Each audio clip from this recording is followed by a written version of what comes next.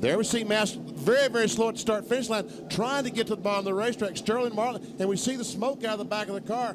I don't know what the problem is, but there, Schrader all of a sudden gets too high going in the first corner. Man, he slams the wall, comes across the racetrack with Earnhardt and Nadeau, and it doesn't look like that Earnhardt had a lot of damage to his car. I think that perhaps Schrader might have gotten some contact from Steve Park, Ned. I believe he did too, Bob. It looked like because the car just shot all of a sudden up, going around and into the wall. And from another angle, there's Schrader sideways and up into the outside wall. Then he comes down across the track and there collects Earnhardt and Nadeau. But Steve Park was way behind Kenny Schrader when he first spun. He was, there was not contact between those two. Yeah. Let's see what Wally Darling back in the Budweiser onboard camera sees as he's racing with Darrell Waltrip.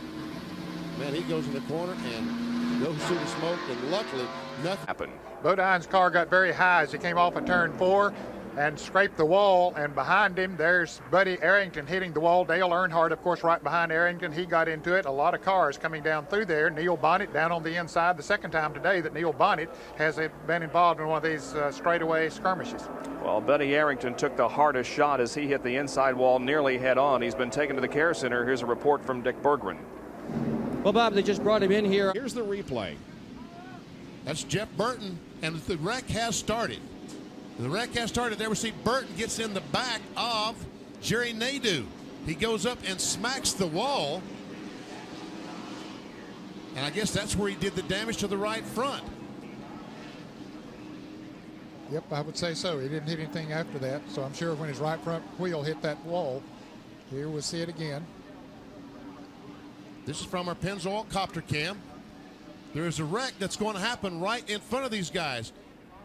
And there, yes, Burton hits that wall hard. There's Irvin up against the outside wall. Kenny Irwin down toward the inside, and Craven, and Jeff Gordon hits Nadeau. Jerry Nadeau slides down and just barely, and the 12 car, I think, got by Jeff Gordon, and maybe the 88 car. I'm sure the 12 car did. I'm not sure when they got to start-finish line if the 88 was in front of the 24 or not. It's showing on the screen that he is. Well, this is the beginning of the crash. Oh, look at the hard contact that Kenny Irwin has. It's Ernie Irvin that spun coming off turn 4. And I guess, is that the Craven car that tried to dodge? In turn number 3. Okay, he was up beside of Earnhardt just a little bit. He tried to slip back in behind him, but Alan Kowicki was trying to get in that hole himself. He clipped Alan just enough to throw himself out of control. Kowicki gets down on the inside, but here comes the field behind him. And as we say, very few single-car accidents here at Darlington. Boy, what a wreck. Bam, there's Waltrip, Labonte, a lot of top cars taken out of that contention in that one. Including the Piedmont Airlines Oldsmobile of Sterling Marlin, who had very high hopes here today. And there you can see Brett Bodine being pinned by Rick Wilson, who takes this car very high on the track, and then others piling into this mess. Boy, what a rough break for Brett Bodine. He's been in, I think, in every race this year. He's been. What happened?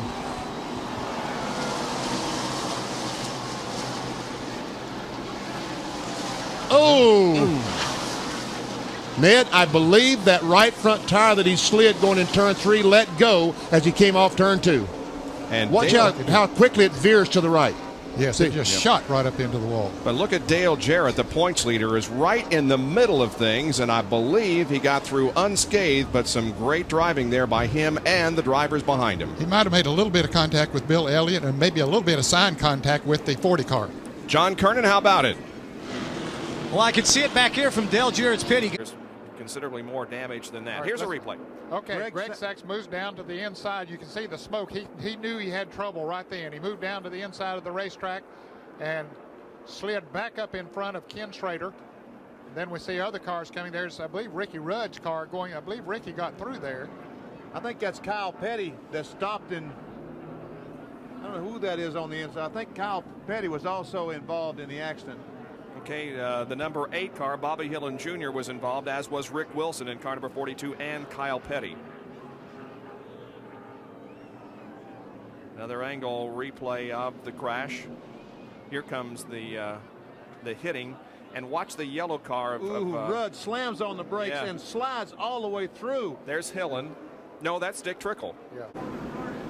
Up at the top of your screen, you see the car coming off of turn 4. And, wow, heavy contact with that inside retaining wall. And he comes back up sort of to the middle of the racetrack, and you see the leaders coming up through there. And Ricky Rudd looks like might have got back in front of Jeremy Mayfield there and got back on the lead lap. And Darrell Waltrip also racing, trying to get a lap back. Ernie Irvan and Ken Schrader, which involved a lot of other cars eventually. This had been going on for 2 laps. These guys have been side by side for 2 laps. And we've talked all day. This racetrack is tough. It's too tough to tame. And you just can't do it. We see Ernie got a little bit sideways. He bumps Schrader. They spin. There, Sterling Marlin runs in the back of the 6 car. And then he also hits the 4 car. Meanwhile, Jeff Bodine, they ran in the back of him, but he came through with not too much damage. Also, Morgan Shepherd, Dale Earnhardt, Brett Bodine. That looks like Bobby Hillen. Somehow, Bodine, Earnhardt got through. Brett Bodine got through for the most part. Here it is from our speed shot just off of corner number 4. There's just no place to go. These fellas have blocked the racetrack completely, but Jeff Bodine. Yeah, unscathed. So is Morgan Shepherd.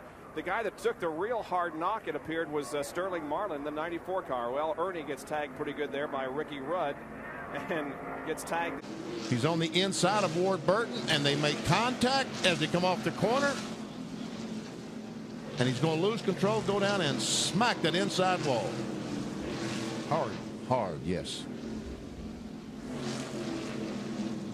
From another angle, here he is coming off the outside wall and sliding across the racetrack and boom, hitting that inside wall very hard. Now from Michael Waltrip's perspective and the Citgo onboard camera. Okay, there's Bodine down on the inside, slips up just a little bit, makes contact with Ward Burton, and slides down to the inside. And from Rusty Wallace's perspective. Same scenario. Gets down on the inside to make a little contact. And is the replay. There we see Gant in front of Dale Jarrett, and he's going to catch the 05 car. There's Bill Meacham. Goes in the corner. He and Gant touch because you see there just isn't room for Harry. Harry comes off the wall, hits the right rear of Dale and up into the wall head on. There we see Kyle Petty going by, Rick Mast, Bill Elliott, Rick Wilson, several cars getting by it. Who is that, David? No, that was Rusty Wallace up on the outside. Richard Petty gets by. And then we see the Chad Little car has been crashed. And from another angle, look at the impact that Dale Jarrett takes into the wall. A car coming off the ground, getting airborne. Impact was so tremendous. And now the in-car replay from Dale Jarrett's machine. Let's listen.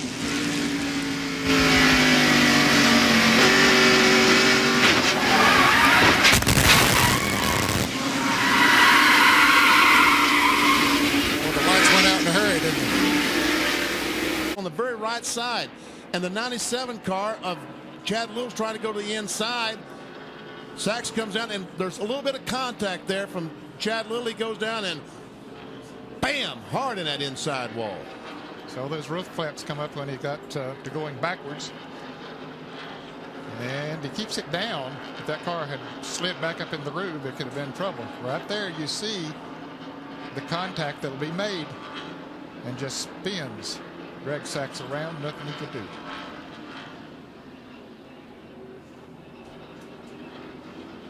Man, oh man.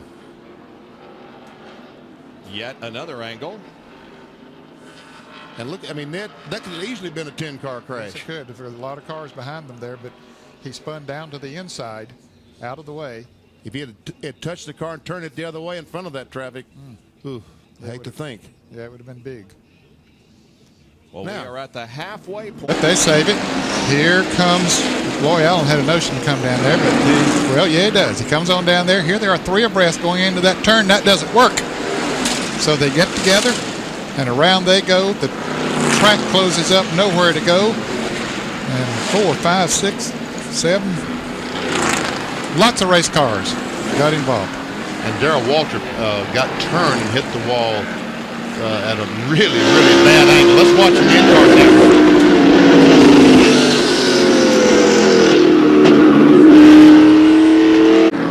And we'll watch once again as they come off the corner, and we just see heavy contact. It looks like one car in that crash. That's how closely tied together they were, but actually, as you can see, two cars, heavy contact with the inside wall. Ricky Craven and the 29 car.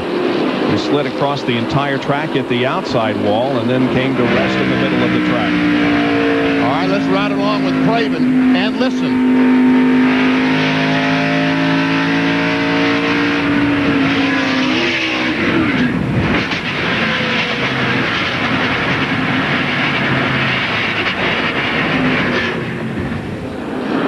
Well, you see Elliott in the middle there. He's right behind the 43 car, gets a little tap from Michael Waltrip, and around he goes, and Spencer gets tapped there by the 5 car. Then Mike Wallace hits the 5 car. Spencer goes up into the wall. And a lot of cars ran over debris, but nobody else was actually involved in hitting anything. Here's another angle.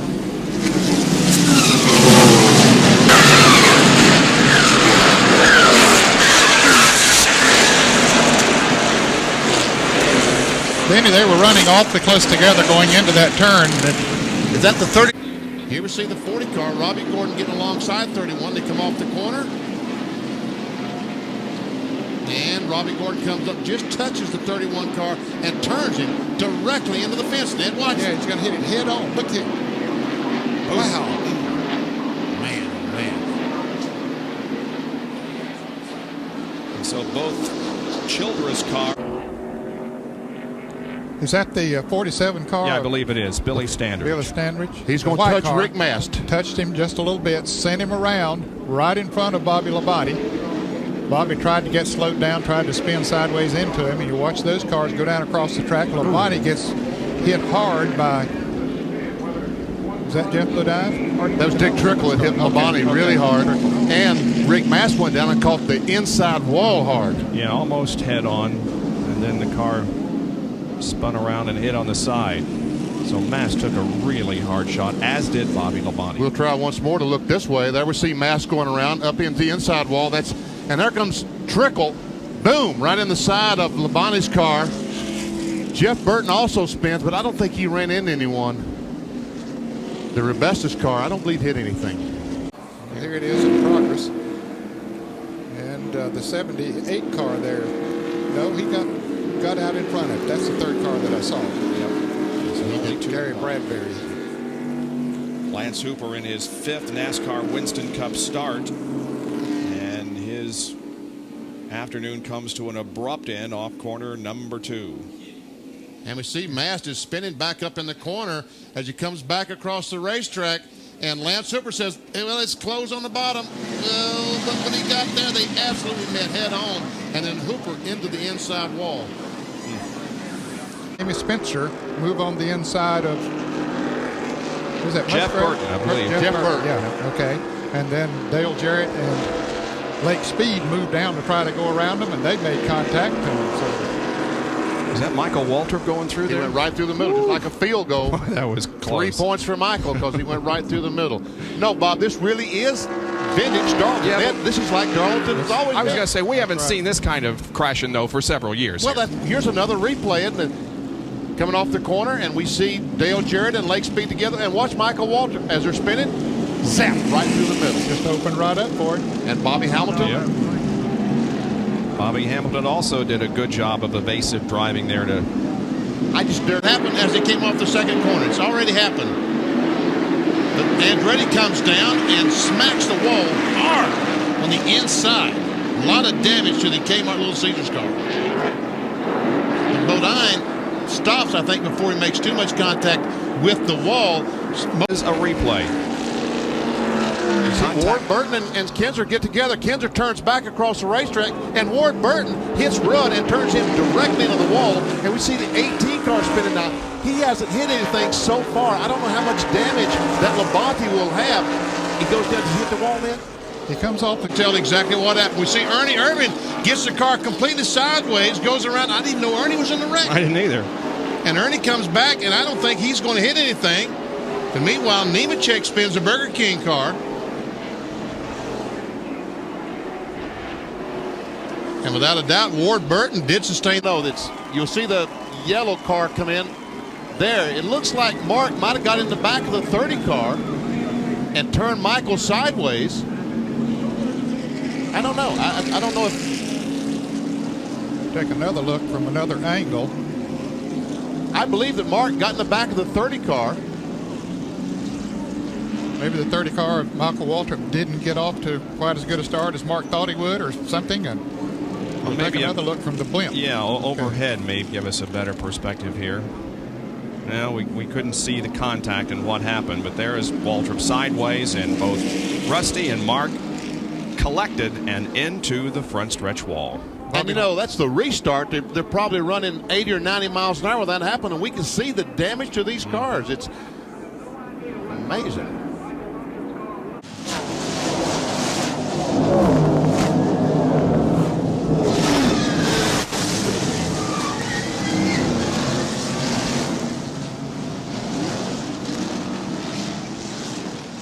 Bradbury, Bodine, Shepard also.